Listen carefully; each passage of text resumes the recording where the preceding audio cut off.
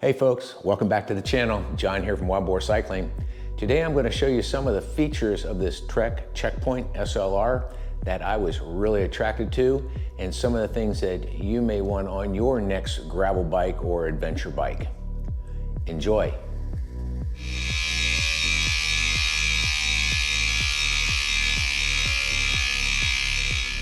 The paint job on the Project One is absolutely gorgeous. Probably the video doesn't do it justice, but they call this color marigold. And if you look at it, it's just beautiful all the way around. And there's the Project One decal. And if you look under the bottom, while they've gone through and put an additional protection under here, keep some of those rock hits off your paint job. Here we go up front, and Trek has really done a nice job of tucking all those cables inside the frame. Got that aero look that many of their road bikes have, and certainly happy that they're putting it on their gravel series. On the front, we look at the wheels there. They have Aeolus Pro 3Vs. These are their carbon rims. I really like how they run, and you saw me last week. I put the WTB tires on here, the Volpines. Moving on back, Trek has got a really interesting system here for storage. Let's open this up and take a little deeper peek into it. Gonna take a peek right now inside this storage box, and there's a little lever here to open that up on the side, reaching under my water bottle cages. And this little door just kind of lifts right off there. Has a space in here in the back that we're gonna put a multi-tool kit with, already integrated into the door. And then this really super bag here that is I'm gonna tuck all my equipment in. Let's lay this out here and get another peek at this.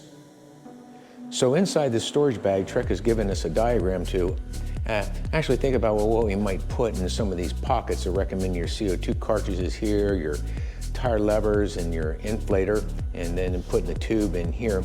I'm gonna take just a tad different approach to that. I really like having my more than one CO2 cartridge, so I'm gonna tuck one on this side and one on the other. And of course, I'm using the little silver thingy. That's what it's called, a little silver thingy for an inflator. And I do like having my tire irons. I like the Bonchire ones, they're nice and smooth. They're really quite useful out in the woods to be able to take something off. And then I got my little wolf tooth pair of pliers here. I've got some extra quick links inside there. I'm gonna tuck that in on the other side.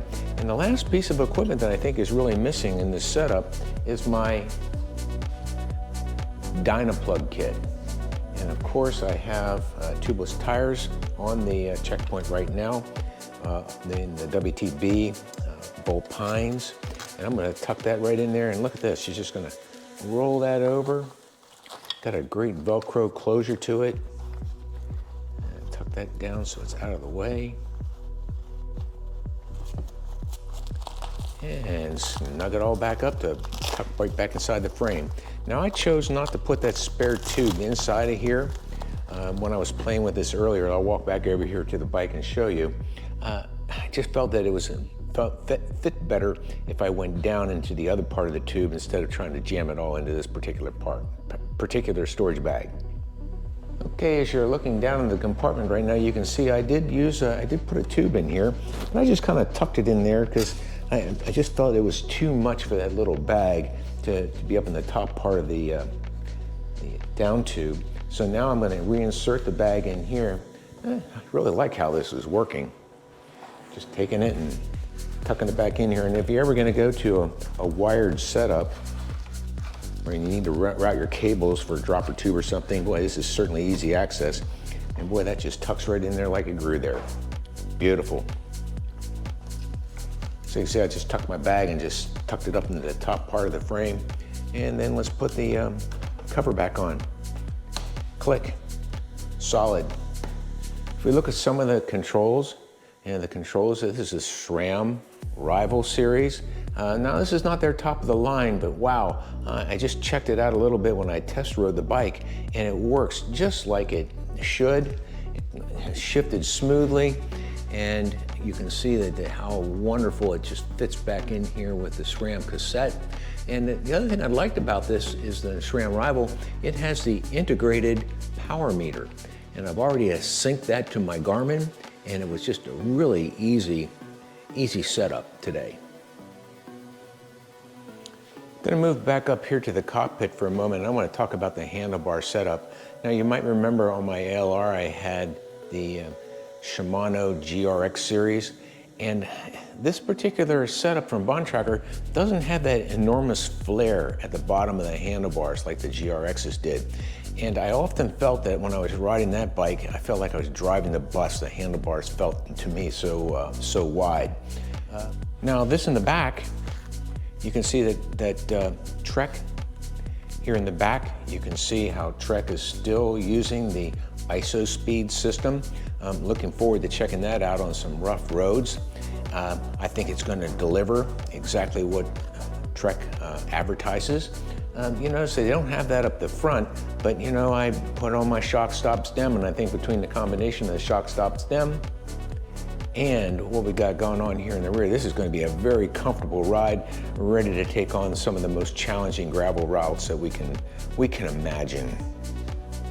Well, if we just take one more look around this gorgeous bicycle, and you can see how well it is built. The paint scheme is amazing. Hey, this is an ultralight, well-made checkpoint frame with the SLR. It has that thicker carbon, and it's really designed for performance during gravel races or long, flat gravel races. It's super light, and I can't wait to go out and take it on some of the climbs around here in Sonoma County. I think it's gonna gobble them up. Well, folks, there you have it. Trek Checkpoint SLR with a few modifications from Wild Boar Cycling. Hey, I hope you enjoyed it, and I'll do another review of this when I'm out on the trail and post that for you here in the next week or so. In the meantime, make sure you go out and ride, have fun, and keep the rubber side down.